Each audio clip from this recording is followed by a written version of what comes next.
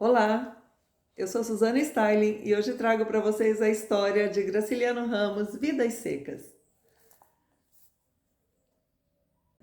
Esta foi uma releitura que eu fiz, eu já havia lido há muitos anos e senti saudade assim de rever uma das histórias de Graciliano Ramos. A gente vai encontrar uma denúncia social, como era bastante comum de acontecer no modernismo brasileiro.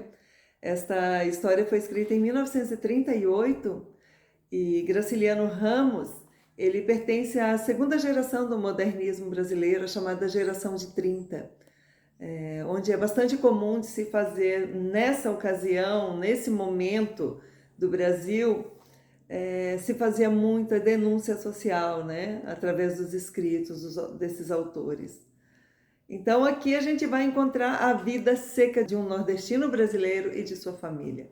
Graciliano Ramos de Oliveira, ele foi, além de escritor, jornalista, tradutor, político, e seguia sua carreira já no Rio de Janeiro. Ele é nascido no Alagoas, mas estava já no Rio de Janeiro seguindo sua carreira, quando em 1915, pela ocasião da peste bubônica, que foi assim feroz, acabou matando de uma só vez 4 irmãos dele. Então, por essa razão, ele acaba voltando para o Nordeste para ficar mais próximo à sua família. Aqui, então, a gente vai encontrar a vida de 4 pessoas de uma mesma família: o Fabiano, que é o pai, assim, a Vitória, que é a mãe, e os 2 filhos pequenos, que eles não têm nome na história, eles são tratados por filho menor e filho maior. E além desses 4 membros da família, tem a cachorrinha Baleia. Esse nome, na verdade, é uma piada para com a cachorra, porque ela é muito magrinha. E tinha um papagaio também. Então, essa família vinha assim andando já por muito tempo. Eles vinham caminhando, sentindo muita fome, sede. Eles vinham assim usando do resto que tinham. Então, no caminho, no percurso que faziam nessa fuga daquele sertão torrado, quente e seco, eles acabaram encontrando uma casinha e se instalaram nessa casinha, que mais tarde eles foram descobrir que pertence, na verdade, a um fazendeiro dali. Então, aquela casa tinha dono, e esse fazendeiro faz com que eles entendam que eles agora têm uma dívida, entende? Então, eles precisam pagar por morar. Enfim, o Fabiano acaba sendo contratado então por esse fazendeiro, e tudo que ele ganha vai direto para o bolso do fazendeiro. Na verdade, é um trabalho escravo, ninguém ganha nada, é tudo uma mentira, né? Os míseros que aparecem nas mãos deles é para continuar passando fome. Então, assim, aqui vai se tratar de muita exploração do ser humano, da agressão da natureza, né? A seca, a falta de água, a falta de tudo, junto com a má intenção do outro ser humano de se aproveitar de um irmão, de se aproveitar de uma família, né? Uma situação tão miserável, e especialmente fica mais duro ainda por você ver que essa pessoa, que o explorador é uma pessoa de condição muito melhor, né? Então não dá para compreender isso, sabe? Mas aqui então há essa denúncia, né, dessa exploração. Então Fabiano fica ali com sua família trabalhando naquela região ali como vaqueiro. Naquela ocasião, o sofrimento pela seca era terrível, mas o que Graciliano Ramos fez aqui que me chama muita atenção é que essa família, o grande problema dela, eles não têm comunicação, eles não têm vocabulário, eles são analfabetos, eles não sabem se comunicar, falta palavras, eles não conseguem expressar um simples pensamento, eles não conseguem expressar um sentimento, um desejo, uma vontade. Por falta de vocabulário, eles não conseguem formular as palavras. Então, assim, a comunicação entre os 4 é quase que zero. Eles falam, parece ser animais se comunicando, entende? Palavras são muito curtas, frases muito incompletas, muito rápidas, e você fica participando do pensamento do personagem, né? Então, assim, o que ele gostaria de dizer, mas como ele vai dizer? Isso me chocou muito porque eu nunca tinha pensado no ser humano dessa forma, de um ser humano que não consegue pôr para fora, né, o que pensa, porque você acha que a partir do momento que você aprende a falar, você tudo vai conseguir expressar, né? Mas não, né? Se você não desenvolve isso, a fala, a comunicação, a... se você não enriquece suas palavras, vai chegar nisso, né? No caminho onde eles ainda passavam muita fome, eles se viram obrigados a sacrificar o papagaio para comer, né? Era assim um querido da família, né? Então é como que para engolir a própria tristeza ele diz: ah, mas isso aqui também não servia para nada mesmo, nem falar ele fala. Se você pensar, o Fabiano também não sabia falar, né? Então assim, ninguém mereceria morrer por isso. Mas é claro, ali ele está justificando a morte do papagaio, é aquilo que eu falei, como que para acalmar a própria dor, né? E enfim, depois vai se desenrolando, assim, episódios muito... Eu vejo tudo muito trágico que vai acontecendo com essa família, sabe? A exploração é constante, tem um momento em que Fabiano vai ser preso exatamente por sua falta de comunicação, por não conseguir se expressar para o policial.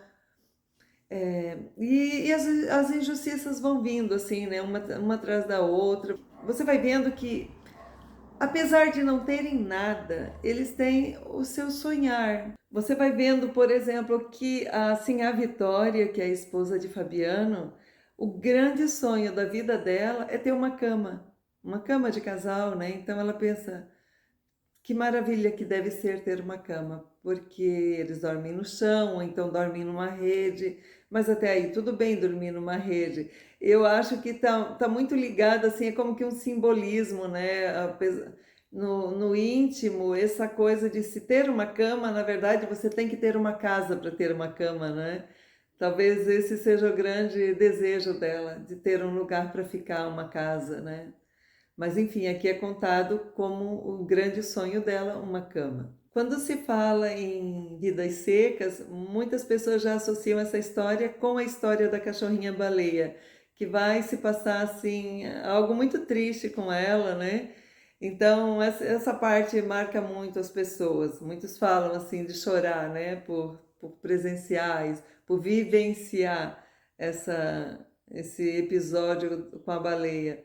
E realmente é doloroso, é sofrido, mas para mim não se compara, né? Claro, o sofrimento dessa família, assim, em todos os níveis, né? Eles vivem ao Deus dará, né? A sua própria sorte. Então, esse título Vidas Secas, ele retrata não somente essa seca nordestina, mas a vida seca mesmo em todos os aspectos, em falta de esperança, em falta de trabalho, em falta de estrutura, né? Em falta de amparo, é seco, tudo é seco ali.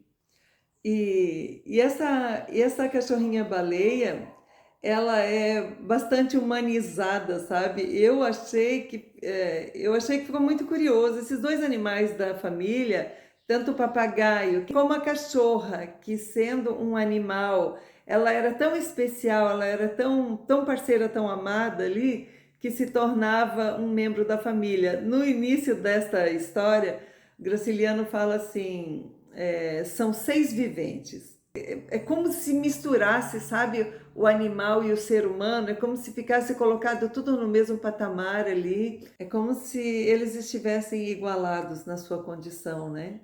Como se eles fossem bichos, entende? O que distingue mesmo o ser humano do animal é a comunicação, é a fala, né? Se você percebe que nessa família pouco há de fala, né? Pouco há de diálogo, então ali você vê essa coisa assim tá muito próximo, né? A animalidade. Outro sonho que aparece aqui na história é o do filho menor. Ele sonha em ser um vaqueiro como pai. Ele acha, nossa, o pai dele é um herói para ele. O próprio Fabiano, ele se acha um nada, sabe?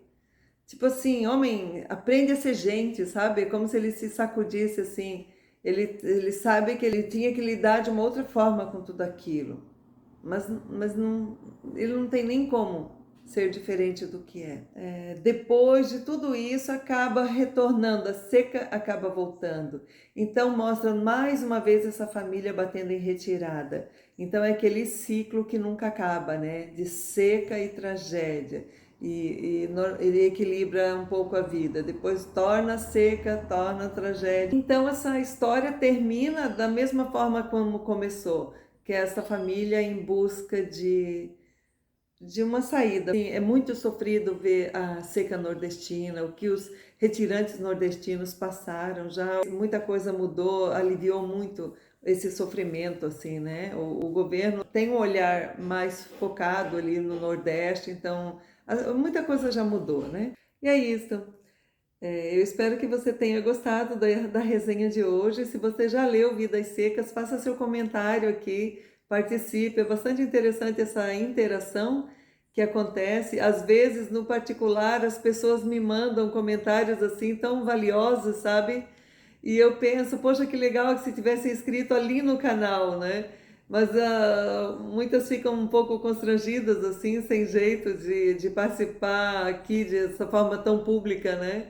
Mas fiquem à vontade, escrevam aqui. É maravilhoso sentir essa participação. Eu agradeço. Nos encontramos aqui na próxima semana com uma nova resenha. Um grande beijo e até lá.